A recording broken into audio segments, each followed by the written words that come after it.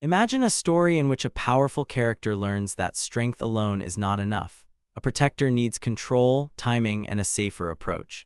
A lightweight protective shield gives us a clear physical example. It is not used by rushing forward wildly. It is held steadily, positioned carefully, and used to cover rather than create more danger. Today we are going to examine a lightweight protective shield closely and learn how to describe it in clear, natural American English. The goal is not only to name the object. The goal is to explain what it is used for, what it looks like, what it feels like, how its important parts work, how the hands interact with it, and how to describe the complete action safely from beginning to end. A lightweight protective shield is used for covering part of the body during supervised historical demonstrations, costume activities, or controlled training practice. It is usually made from lightweight foam, molded plastic, thin wood, or layered material with padded straps and a reinforced edge. Its general shape is a broad, flat, or slightly curved panel that may be round, oval, or rectangular. From the outside, you may notice a strong outer face, a visible edge, an inner forearm strap, a hand grip, and sometimes a painted symbol. In the hand, it may feel firm, broad, slightly curved, balanced, and padded where it touches the arm. Notice the difference between it is and it feels. It is describes a fact. You can say it is made of wood, or it is a flat rectangular object. It feels describes your physical experience. You can say it feels smooth, it feels firm, or it feels lighter than it looks. Material, shape, purpose, and color belong naturally after it is. Texture, temperature, pressure, and the experience of holding the object belong naturally after it feels. A basic sentence is, this is a lightweight protective shield. A clearer sentence is, this is a lightweight protective shield used for covering part of the body during supervised historical demonstrations, costume activities, or controlled training practice.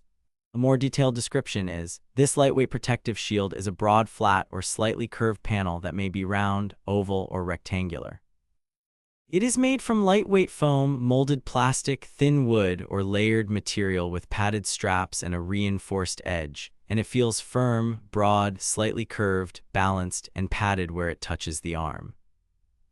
A strong Cambridge-style answer adds purpose and one noticeable feature without becoming unnatural.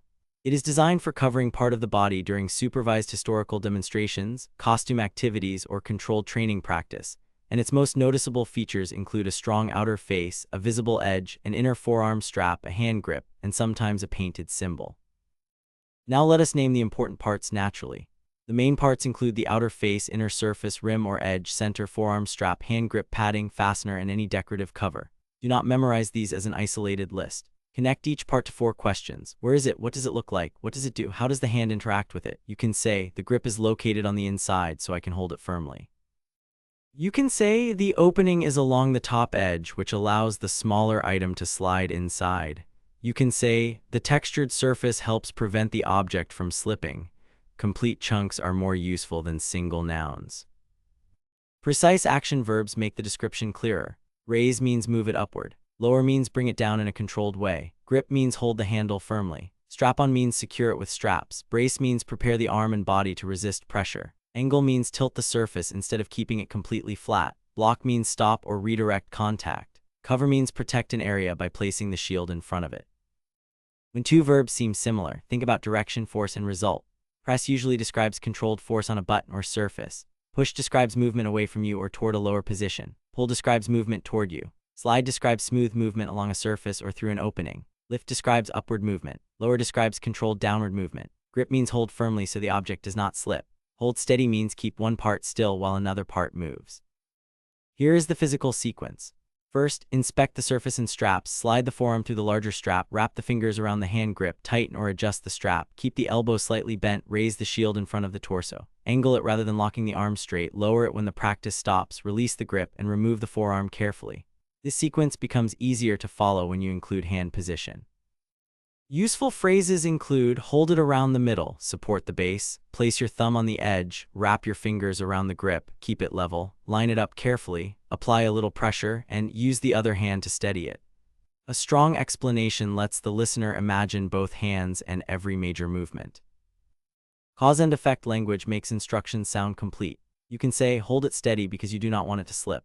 Line the parts up before applying pressure. Move slowly so you can stay in control. Keep the sensitive area dry, otherwise it may be damaged. Once the action is complete, return the object to a safe position. While you are using it, pay attention to the edge, strap, string, flap, or moving part. These connectors explain why the action matters. The object may make a soft thud during padded practice, a light tap on the outer face, and a small fastening sound from a buckle or hook-in loop strap. Sound words make a description more vivid. A click is a short mechanical sound. A rustle is the light sound of paper or fabric. A ring is a clear, continuing musical sound. A buzz may come from vibration. A thud is a low, heavy sound. Do not invent sounds. A precise description includes only what can reasonably be observed. Safety is part of a complete real-life explanation.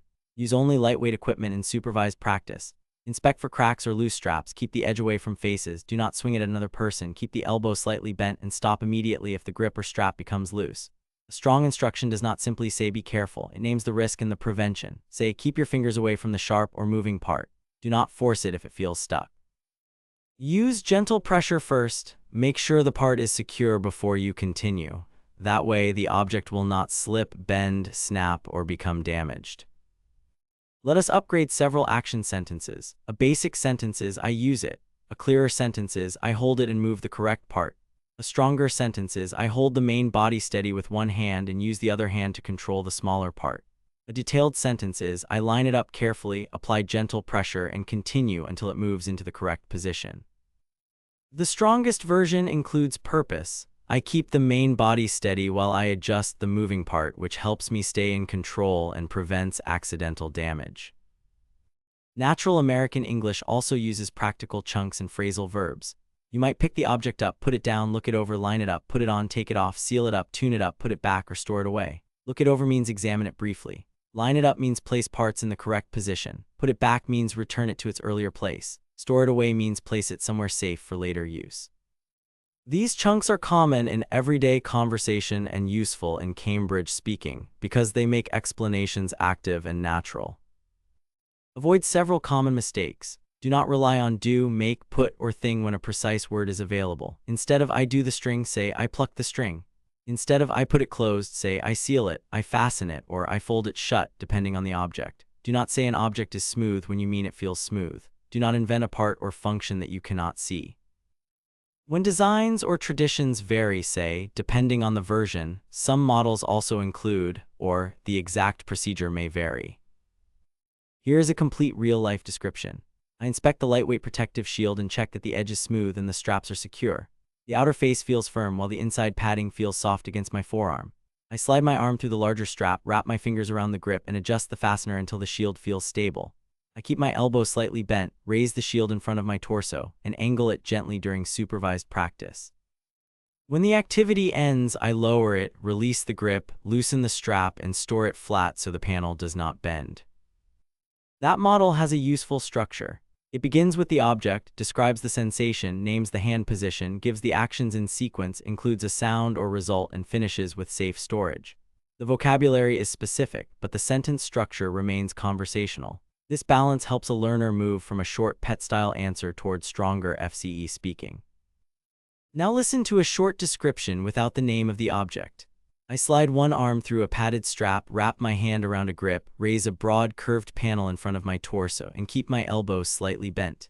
The object is a lightweight protective shield, and the actions are strap on, grip, raise, angle, cover, lower, and remove.